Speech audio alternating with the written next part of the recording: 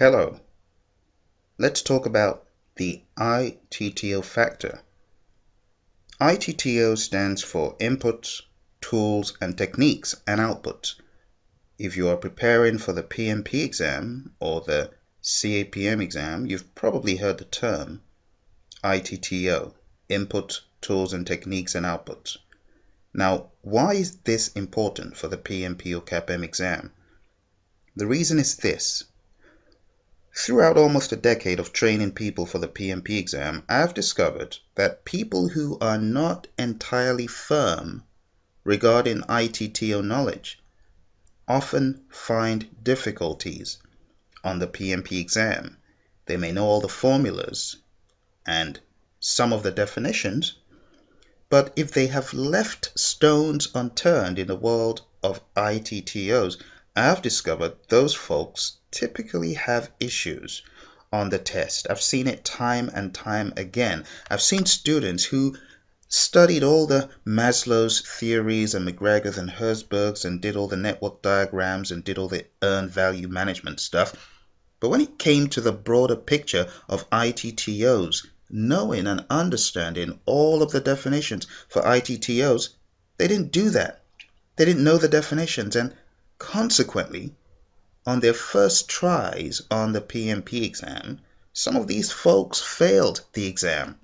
Now, on their second try, what we did was fine-tune their focus. We fine-tuned their focus to the ITTOs, and then they passed the test. They did absolutely nothing different as far as the formulas, which they already knew quite well. But when it came to the ITTOs, we realized that their vision was out of focus. So the ITTO factor is a critical factor if you are preparing for the PMP and CAPM exam. Do yourself a huge favor.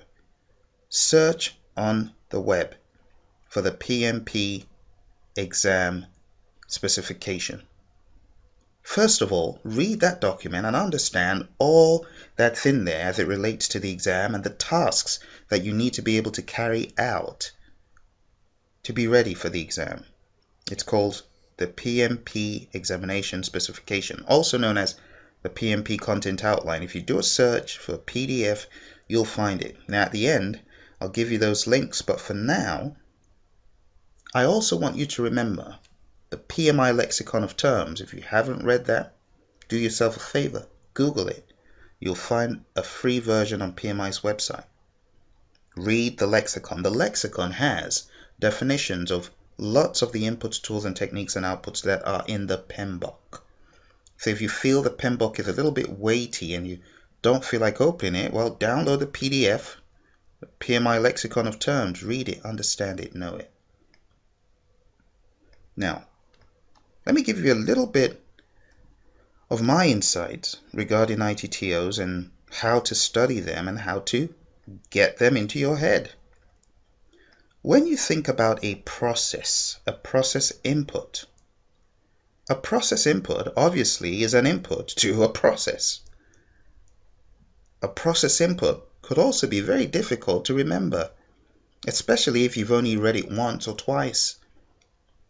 Studies show that it takes you up to 7 iterations to actually get something firmly into your head. So if you're reading the ITTO through like a drive-by just once, guess what? It's not going to stick. To get these inputs into your head firmly, my suggestion would be to look at examples of these inputs so that when you hear the term, you've got a frame of reference in terms of a picture, a template, a graphic, something to call your attention to what that input really is, instead of just having at the back of your mind project charter, 2 words. If you take a look at a template or a tool that is really a project charter, a template.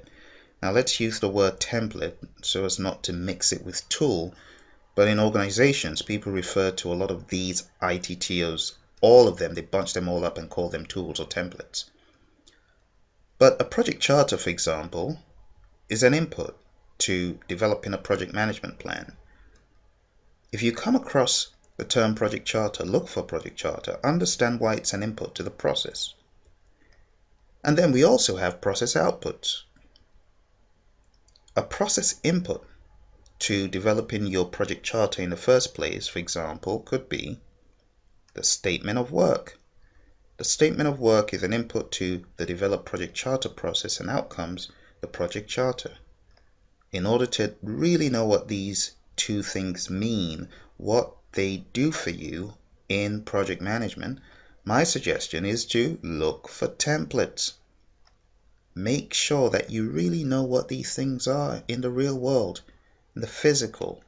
So our book, Project Management Essentials, that's available on www.praizion.com, is different from your typical PMP or CAPM prep book in that it has examples of the core 50 tools, techniques, inputs and outputs.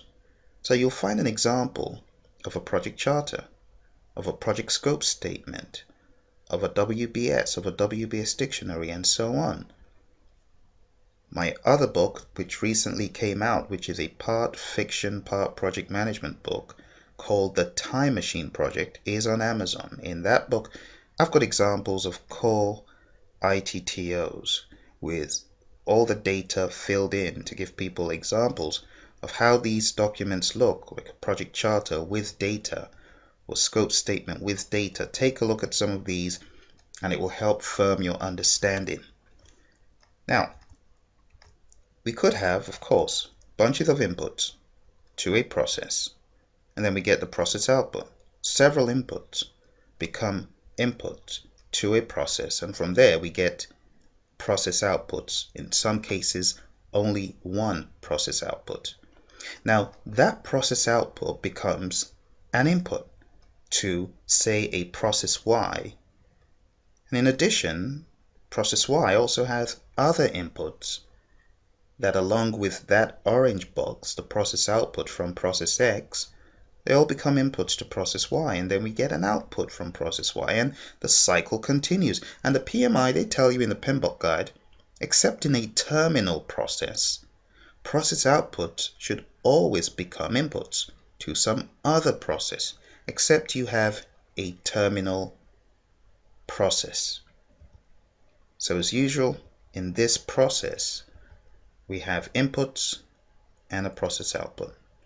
Now for your exam, it is key to remember these key, I call them key process outputs.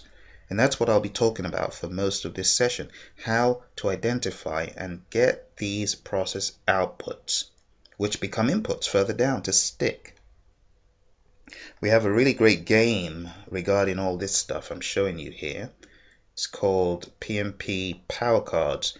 If you go on Google Play site and you type in Praizion and you look for the Pmp Power Cards game, it's a game for Android only because Apple refused to let that app be published on the iPhone. It wasn't difficult enough, or it was too easy. Try playing with that app if you've got an Android. I tell you, there's nothing easy about the content there. That will stretch you to the limit when it comes to ITTOs. So go on Google Play, check it out, or go to Praizion.com and look for our logo there, the mascot, the Mad Professor. It's a green background. Click on that and it'll take you to the Google Play site. You'll find that app. Play about with that app. I guarantee you, after 2 days non-stop of playing with that app, it will sort you out. You'll discover that you either know the ITTOs very well or you cannot make the linkages, and it will show you your weak areas. So let's take a look at the initiating process group. In initiating, you remember we have two processes. We have develop project charter and identify stakeholders. Let's take a look at develop project charter.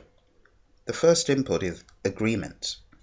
Agreements are important. It's important to understand what exactly they mean when they say agreements.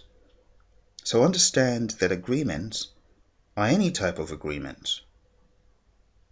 Any agreement or document which imply willingness to take action in a particular direction.